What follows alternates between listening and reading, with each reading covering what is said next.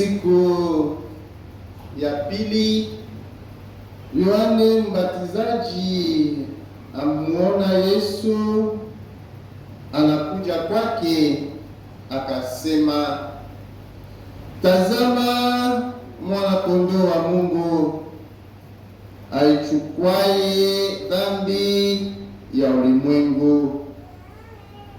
Huyu ndiye niliyenena habari zake ya kwamba yuaja mtu nyuma yangu ambaye amekuwa mbele yangu, kwa maana alikuja kabla yangu, wala mimi sikumjua.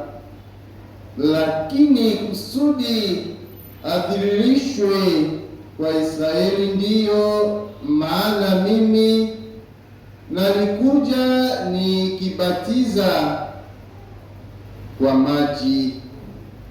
Tena Yohane akashuhudia akisema, nimemwona Roho akishuka kama ua kutoka mbinguni, naye akakaa juu yake. Wala mimi sikumjua, lakini yeye aliyenipeleka batiza kwa maji, huyo aliniambia, yeye ambaye utamwona Roho akishuka na kukaa juu yake, huyo ndiye abatizaye kwa Roho Mtakatifu.